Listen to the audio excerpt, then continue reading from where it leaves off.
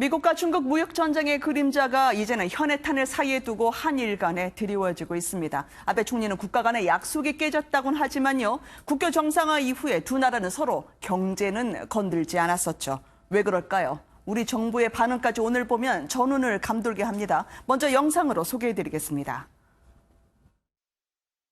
積み重ねてきた友好協力関係に反する韓国側の否定的な動き、これが相次いで、その上に旧朝鮮半島出身労働者については G20 までに満足する解決策が示されなかったことから、信頼関係というのが著しく損なわれたと、ここは言わざるを得ないというふうに思います。WTO 協定に違反するとの指摘は全く当たらないわけであります。WTO 協定に違反するとの指摘は全く当たらないわけであります。あくまでも今回の措置は安全保障のために輸出管理を適切に。1965年に請求権協定においてお互いに請求権を放棄した、これ国と国との約束なんです。この約束を違えられてしまったらどうなるのか。 오늘 뉴스 이슈는 한반도 그리고 국내 정치권을 둘러싼 경랑을요. 특별한 전문가 모시고 집중 진단해보기로 했습니다. 박형준 동아대 교수 이 자리에 나와 있습니다. 안녕하십니까, 안녕하세요. 교수님. 네. 오랜만에 뵙습니다. 오시자마자 이 참 심각하고 진지한 질문을 던지게 됐는데요. 아무래도 이 동아시아 정세를 오랫동안 공부하신 분이기 때문에 일본과 우리나라, 물론 국민 감정이 좋을 턱은 없었지만 이 정도까지는 아니었거든요. 왜 이렇게 일본이 험하게 나오는 것 같습니까? 지금 뭐 최악이라고 볼 수가 있는데요. 아, 그래요? 그 한일협정 체결 이후에 지난 50여 년 가운데 최악인데, 그것은 역시 이제 일본 쪽에서 문제 삼고 있는 거는 조금 전에 화면에서도 나왔듯이 네. 국가 간 신뢰가 깨졌다 이렇게 보고 있는 것이고요. 그걸 네. 이제 일본 입장에서는 굉장히 중하게 엄중하게 생각을 하는 것이고, 네. 또 일본이 지금 추구하고 있는 게 일종의 보통 국가 아닙니까? 그래서 이제 헌법 개정도 추구하고, 네. 아베 자체가 이제 일본을 정상국 샌프란시스코 체제 이후에 이 반쪽 국가라고 생각하는 게 일본 우익들의 생각인데, 이걸 이제 그 온전한 국가로 만들기 위해서는 네. 나라로서 올바르게 그 위상을 잡아가야 되겠다. 그런데 이제 한국이 지난 몇 번의 이제 그 문제들이 있었죠. 네. 징용 문제, 위안부 문제, 뭐 최근엔 초계항 문제. 아무래도 뭐 일본에는 강경한 외교 노선을 고수했죠. 그러니까 일본의 입장에서는 이걸 이제 약속 파기라고 보는 거예요. 그러니까 한일협정이나 그 강제징용 같은 경우에는 노무현 정부에서도 민간 합동위원회를 통해서 네. 그 포괄적으로 배상이 이루어졌다는 그런 판정을 했는데, 그걸 뒤집는 개인 청구권이라고 해서 그걸 뒤집는 판결이 사법부에서 나왔는데, 네. 그 사법부의 독립성을 근거로 해서 우리가 지금 정부가 개입할 수 없다 이렇게 나오고 있는 거거든요. 네. 그 문제에 대해서는 이제 일본 입장에서는 이거 국가 간 관계인데, 네. 국가 간 관계로서 그 협정이 맺어진 건데 어떻게 사법부 독립을 들고 그걸 책임을 방기하느냐, 이런 이제 문제 제기인 것이죠. 그러면 우리 쪽이 사법부에도 영향력을 행사했을 거라고 보면서 이거를 경제까지 영향을 주도록 하는 그 겁니까? 문제에 대해서는 이제 이렇게 생각합니다. 그 네. 강제징용 문제가 그 과거에 그 역사적으로 그 일본이 저질렀던 과오 중에 하나인데, 문제는 이제 이걸 처리하는 과정은 국가 간의 그 외교적 그 문제로 처리가 된 거 아니에요? 네. 사법부라고 해서 그 대외적으로 한국을 대표하는 것은 한국의 대한민국 정부죠. 그러니까 대한민국 정부가 이미 이 문제에 관해서는 이 한일 협정이나 또는 이 노무현 정부 때의 이 문제 제기가 됐을 때에 네. 인해서 약속을 한 것이거든요. 그래서 이제 그렇기 때문에 일본 입장에서는 이걸 지금 공세적으로 네. 다루고 있는 게, 사실 도덕적으로는 한국의 입장이 우위에 있는 건데, 이런 문제는 일제 강점기 문제이기 때문에. 네, 네. 그런데 이게 이제 국가 간 협정의 약속을 위반했다는 것 때문에 오히려 일본이 도덕적 우위에 서서 지금 한국을 공세적으로 다루고 있는 것이죠. 네. 빌미를 줬다라는 해석이 될 수도 있겠지만 그에 비해서는 일본의 보복 조치가 워낙 강경해서 말이죠. 네. 더더군다나 뭐 정치를 일본이나 우리나라나 뭐 활용하긴 했었죠. 그래도 이렇게까지 경제적인 수출 규제 조치를 취한 것은 어떤 배경이 있는 겁니까? 참여 선거라고 얘기하지만 그 타이밍을 맞춘 건지 아니면 더 그거는 나아가야 되는지요? 참여연 선거하고는 국내 일부에서 그렇게 얘기를 하는데 그거는 네. 현재 뭐 일본 내의 그 여러 가지 그 동향을 보더라도 크게 그와는 관계가 없습니다. 아, 사실은 그래요? 이 문제에 관해서는 일본은 국론이 하나예요. 우리는 오히려 분열돼 있지만 네. 이 문제를 다루는데 그래서 일본의 입장에서는 그 한국에 대해서 이번 기회에 분명한 이 원칙적 접근을 해야 된다는 그 의견에서는 일본은 네. 하나예요. 다만 그 보복 또는 그 문제를 비판적으로 다루는 방식이 네.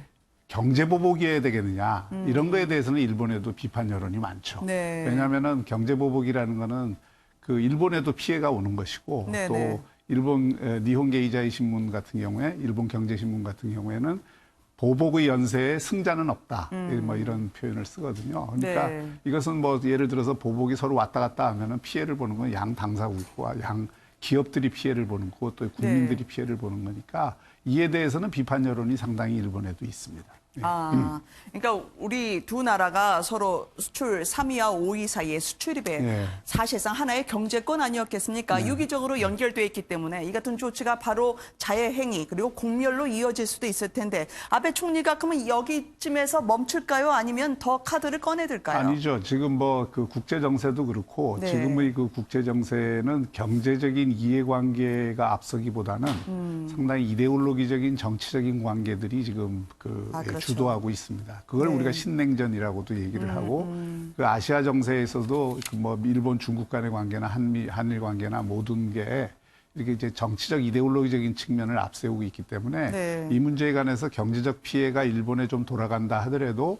일본은 상당히 강경한 입장으로 당분간 이 그 한국 정부의 입장이 바뀌지 않는 한 네. 지속할 가능성이 높죠. 네, 새로운 신냉전 체제이기 때문에 더 당 경제냐 외교냐 나눠서 볼 수 없는 상황이다라 말씀을 해주신 것 그렇습니다. 같아요. 그런 면에서 보면 우리의 불매 운동이라든지 감정적인 대응보다는 우리나라에서도 철저하게 냉혹하게 차분하게 이 사안을 접근해야 될 것 같은데 제가 아쉽게 네. 생각하는 것은 사실은 이게 그 일본의 위안부 합의를 파기한다든지 강제징용 문제에 대해서 네.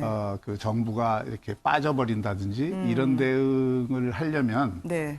그 뭔가 대책이 있어야 되겠습니다. 대안을 가지고 그 일본에 대해서 강경한 대응을 해야 되는데 네. 사실 지금 드러난 거 보면은 정부가 대안 없이 강경하게 한 것이거든요. 아, 그래요? 그래서 그 피해는 결국 지금 한국의 입장에서는 단순히 경제적인 문제가 아니라 이 동북아 질서가 크게 변화하고 북한의 비핵화를 추구해야 되는 입장에서는 한일 관계가 대단히 중요한데 네. 이걸 큰 축을 하나 지금 놓쳐버린 결과를 가져온 거거든요. 그래서 네. 이 문제를 푸는데도 결국은 이게 경제적인 문제로 풀릴 게 아니고 네. 정치적인 문제로 풀 수밖에 없다. 그러니까 네. 정부와 정부 간의 대화 또 특히 대통령과 대통령 저쪽 수상 간의 지도자들 간의 담판을 통해서 아. 이런 문제를 크게 해결하는 방법밖에는 네. 큰 방법이 없다고 생각을 합니다. 우리 정부 차원에서는 그러면 전략적 침묵을 하고 있는 것으로 언론에는 보도가 되고 있습니다만 과연 이면에서는 어떤 움직임이 있을지 고민이 되는 대목입니다, 손님. 그렇죠. 예, 무대응할 수는 없고요. 네. 이걸 어떻게 무대응하겠습니까? 예, 그리고 기업들한테 맡겨놓을 수 있는 문제도 아니고. 네. 그리고 그 일본의 특성상 이번에 이런 조치를 한 것도 네. 일본은 이미 정부 차원에서 전략팀을 만들어서 그 여러 가지 어떤 한국에 대한 보복 조치를 검토를 했다는 것 아닙니까? 네네. 거의 뭐 100여 개 이상의 지금 리스트가 있다고 하는 건데 그 가운데서 이제 가장 우리가 아플 만한 네. 급소가 될 만한 것을 이번에 고른 것이죠. 그리고 또 그 검토 과정에서는 국제법적으로도 뭐 우리나라에서 지금 WTO 제소한다 어쩐다 하지만 네. 사실은 일본이 그렇게 간단하게 그 불쑥하는 나라가 아니잖아요. 네. 그러니까 그들은 이제 그레이존이라는 것을 만들어서 그 국제법상으로도 문제가 안 될 만한 지금 이번에 그 수출 규제 조치는 그동안 우리나라를 우대국 조치를 했던 것들, 네, 화이트리스트. 화이트리스트의 네. 가운데서 우대국 조치를 없애버린 거기 때문에 사실 국제법상으로도 우리가 딱 이 문제 제기를 하기가 쉬운 사안은 아닙니다. 네. 이제 일본은 그만큼 치밀하게 검토를 해서 지금 그 한국을 공격을 취하고 있는 것이기 때문에 네. 여기에 대한 대응도 우리도 대단히 전략적이고 그 치밀한 합리적인 이 대응이 돼야 되겠다 이렇게 생각합니다. 네. 당장 지금 우리 기업 입장에서는요, 남은 물량이 기껏해야 서너 달 분이고 발등에 불이 떨어진 상태 아니겠습니까? 물론 경제부총리가 오늘 상응 조치를 하겠다라고 하면서요, 대응할 것을 얘기했지만 이게 맞불로 유효적절한 이 카운터 펀치가 될까라는 우려의 시선이 있습니다.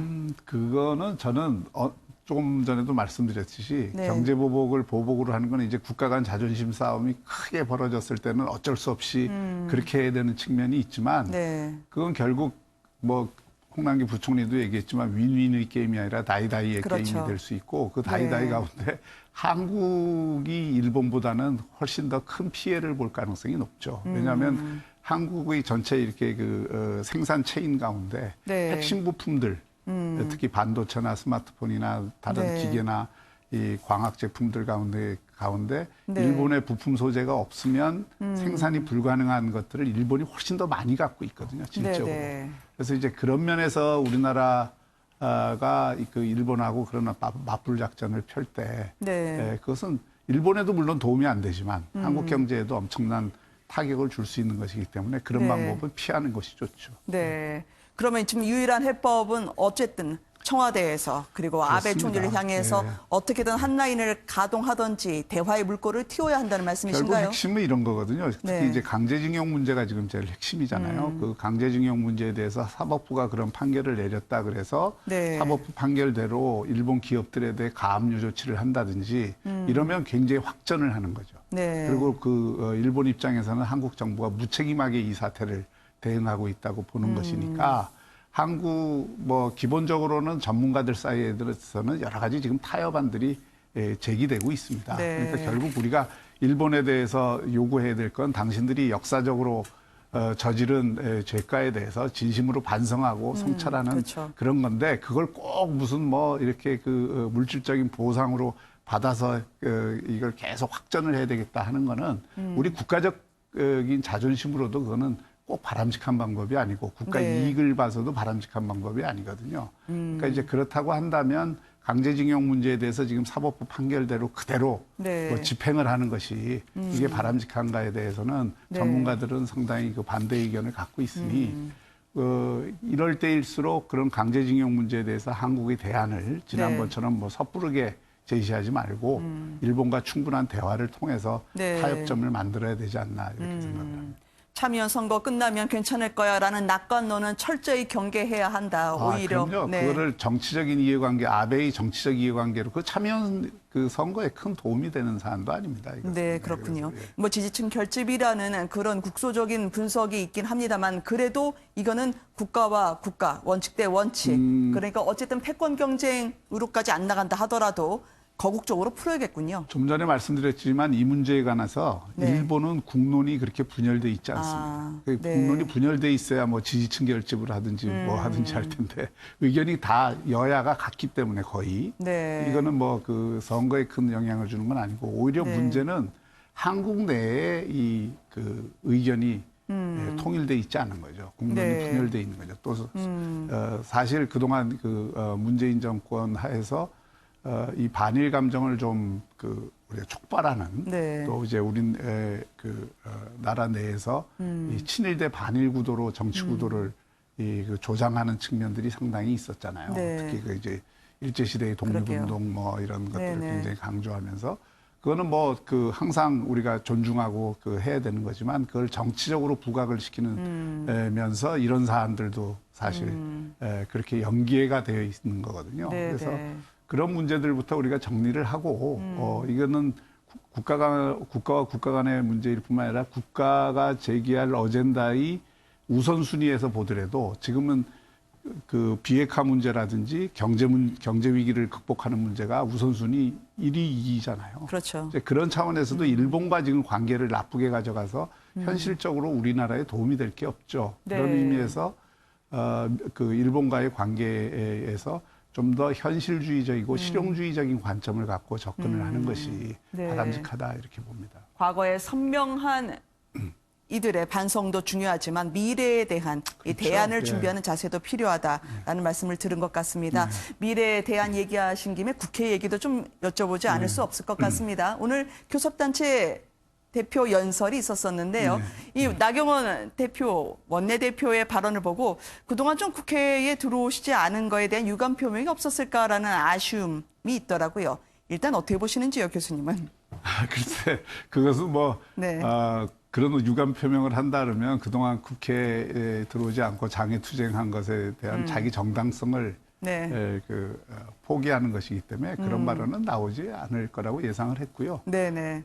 또 야당의 입장에서는 지금 내년 총선을 앞두고 여권과 어느 정도 정치적 각을 세워서 네.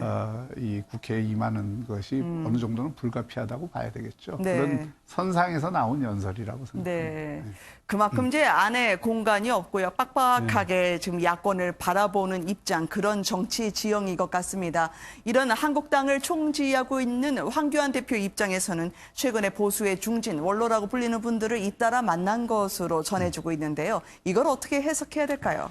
지금 저는 자유한국당이 좀 기로에 있다고 생각을 합니다. 네. 지난 전당대회를 통해서 황교안이라는 신상품을 개발을 했잖아요. 그렇죠. 또 그래서 당 대표를 만들었고 원래 그런 새로운 인물이 이 정치 영역에 들어오면 거기에 따라서 국민들이 특히 지지층의 기대가 생기기 때문에 상당 부분 그 지지율도 오르고 또 이 국민들이 관심을 다시 갖게 되는 계기를 만들죠. 그런데 그것은 아직은 가수요라고 봐야 되거든요. 아직 국민들이 그거를 확실하게 인정을 하고 확고하게 만든 그런 실수요라기보다는요. 네. 지금은 이제 그 가수요가 조금씩 빠지는 국면이다. 또 지난 한두 달간에 자유한국당이 장외투쟁하면서 지지층을 결집하는 효과도 일부 있었지만 네. 그 과정에서 여러 가지 어떤 말실수라든지 부분적인 그 문제들 때문에 오히려 또 실망감도 준. 네. 그래서 그 자유한국당 입장에서는 지금 그 자신의 당력으로만 내년 총선에 임하는 것이 네. 과연 총선 승리를 가져올 수 있는가에 대한 안팎의 회의적인 시선이 있는 것이죠. 네. 또 하나는 이제 황교안 리더십이 본격적인 검증의 반열에 이제 올랐기 때문에 네. 이런 검증을 뚫고 과연 그 자유한국당 중심으로 야권을 응집시킬 수 있느냐 이런 어떤 지금 문제 제기를 받고 있는 것이죠. 네. 하나는 혼자선 안 된다라는 것 같고요. 더 다음 의견은 이제 실체에 대한 말씀을 해주신 것 같은데 첫 번째 말씀해 주신 부분, 그러니까 황교안 혼자로는 안 된다라고 하는 건 일명 얘기하는 보수 대통합이라든지 지금까지 흩어져 있던 모든 다양한 스펙트럼의 당이나 아니면 결사체가 모여야 된다는 말씀이신지요? 지금 이제 선거제도 개편을 여당이 추진을 하고 있지만 그게 용이하지는 않다고 봅니다. 선거제도라는 게 큰 틀에서의 여야 합의 없이 그건 게임의 규칙이기 때문에 일방적으로 과연 통과시킬 수 있느냐. 저는 굉장히 회의적이거든요. 저는 뭐 미래를 위해서 이번에 선거법을 바꿔서 이번 다음 총선이 아니라 그 다음 총선에 적용할 법을 통과시켜 놓으면 모를까. 다음 총선에 바로 쓸 선거법을 이번에 통과시키는 것은 그거는 뭐 축구 경기 하는데 유럽 팀끼리 브라질 빼놓고 게임 룰 만들어서 하겠다는 거하고 비슷하기 때문에 그런 거는 저는 바람직하지 않다고 보고요. 그러면 현행 선거법으로 만약에 선거가 치러진다면 어느 정당이든 1대1 구도로 가져갈 수밖에 없는 그런 상황이라고 봅니다. 그런데 지금 상황을 보면 여권보다는 야권이 분열이 훨씬 심한 것이죠. 그리고 특히 보수 중도 쪽에 분열이 심하니까 이걸 아우르는 어떤 통합의 흐름은 가을 정국에서 나타날 수밖에 없고요. 그것을 이제 성사시키는 수 있느냐. 이게 이제 자유한국당의 미래와도 관련이 되고 내년 총선 승리하고도 직접적으로 연결된다고 볼 수가 있겠습니다. 지금 그러니까 패스트트랙에 올라간 안으로는 연동형 비례대표제를 포함해서 이제 성사 가능성이 별로 없어 보인다는 말씀을 들으면 우리 공화당 입장에서는 가장 낙심할 것 같습니다. 제법 한 수십 석 건지지 않을까라고 하면서요. 이 광화문에 몽골 텐트까지 치면서 투쟁성을 보여줬었거든요. 저는 지금 그 우리 공화당이 무슨 이유로 그렇게 독자적으로 하겠다고 하는지는 모르겠지만 네. 그거는 큰 틀에서 봐야죠.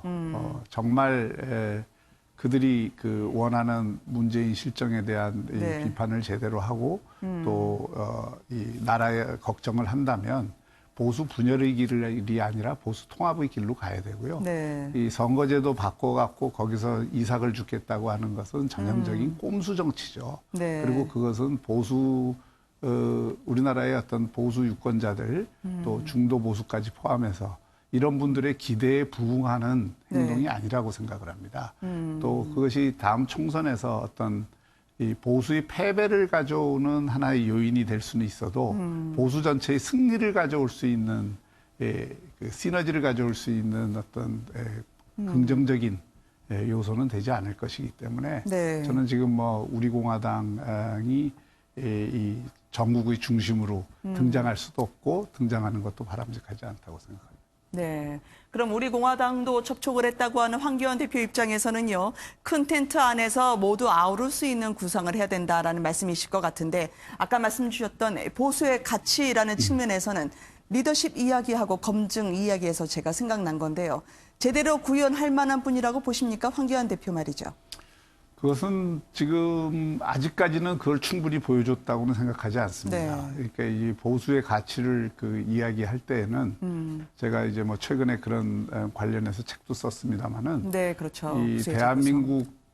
대한민국을 이끌어왔던 세력으로서 무엇을 성취를 했고 네. 무엇이 그 과정에서 얼룩으로 남았고 또 부족했고 또 무엇을 이 대한민국이 오늘에 이르기까지 기여를 했는데 지난 네. 정권과 그 이전 보수 정권의 집권 기간 동안에 무엇이 잘못돼서 오늘날 이렇게 됐는가에 대한 적절한 성찰과 참회 그리고 네. 또 자기 평가가 있어야 된다고 생각을 합니다. 이제 그런 작업들이 등한시되기 때문에 네. 지금 새로운 가치를 정립하는 데 있어서도 한계가 자꾸 이렇게 주어진다고 봅니다. 네. 그리고 또 한 가지 덧붙이자면 그런 어떤 새로운 가치 혁신이나 새로운 노선을 정립하는 문제는 보수를 전체로 아우르는 통합 작업과 무관하게 진행되는 것이 아니라 그 과정 속에서 또 구현이 돼야 될 네. 그런 일이라고 생각을 합니다. 결국 지금 이대로가 아니라 진화를 네. 거듭하면서 만들어가는 과정 속에서 보수의 재편과 가치 재정립이 있어야 될 것 같다는 말씀을 해주신 것 같아요. 변화 없이는 네. 이 통합이 어렵고요. 또 통합 없이는 승리가 어렵습니다. 네. 그러면 지금까지 정치를 보면 상대의 실수를 보면서 나의 존재 가치를 입증받는 과정이었다라고 네. 교수님께서 말씀하신 바가 있었었는데요. 과외 이야기입니다만 혹시 그 보수의 틀 안에는 안철수 전 대표도 합류할 수 있는 가능성이 얼마나 있을까요? 그 가능성은 뭐 안철수 대표한테 물어봐야 되겠지만 네. 가능성으로는 열어놔야 되지 않을까요? 네. 저는 뭐 지금 안철수 대표나 이 소위 제3지대에서 독립적으로 새로운 중도적 가치를 실현하는 정치가 일단 실패했다는 것을 인정을 해야 된다고 생각합니다. 네. 그렇다면 자신들이 추구하려고 했던 그런 생각이나 노선 비전을 큰 이 그 중도와 보수의 통합 과정 속에서 녹여내는 그런 네. 이 과정이 필요할 것 같고요. 자유한국당 입장에서도 자신의 그 조금 이렇게 고정돼 있는 네. 그리고 이렇게 오른쪽으로 많이 치우쳐져 있다고 생각을 하는 지금 사실 국민들 가운데 특히 20대에서 40대 이르는 이 젊은 세대의 경우에는 네. 문재인 정부의 실정에 대해서 굉장히 비판하고 분노를 하면서도 이쪽을 돌아다보면 이건 또 뭐야 이런 그렇죠. 느낌을 네. 갖고 있거든요. 그걸 극복을 하려 그러면 자유한국당 자신도 자신의 그 좁은 입지에서 훨씬 더 넓은 이 광장으로 나오려는 노력을 해야죠. 네. 그러니까 이제 덜 미운 정당을 찾는 슬픔이 반복되면 안 된다라는 취지로 말씀 주신 것 같은데요. 네. 황교안 대표가 단속을 한다고 하지만 지금 내년 총선을 바라보는 자유한국당 의원 입장에서는 과연 황 대표로 될 것이냐 아니면 내가 그냥 혼자라도 뛰어야겠다라는 식으로 지금 잘 결속이 예전 같지 않을 것 같다라는 분석도 있던데요. 어떻게 보시는지요? 혼자 팀은 절대 안 되죠.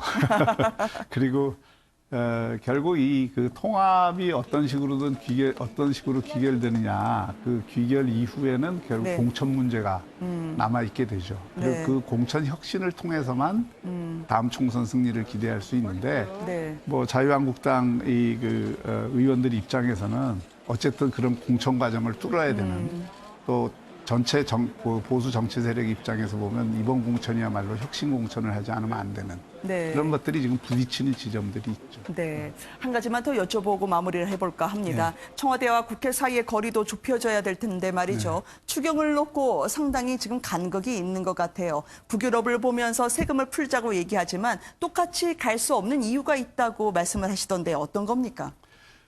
그건 뭐 지금 간단하게 설명을 할 수는 없는데, 이 복지를 그러니까 이게 지난 2년간 이 경제를 운영하면서 확인된 것은 네. 결국 제일 가난한 사람 계층이 더 가난해졌잖아요. 그렇죠. 그들에게 이전 소득, 복지 소득은 많이 갔지만 네. 결국 일자리가 없어져서 그들이 소득이 결국은 낮아진 거예요.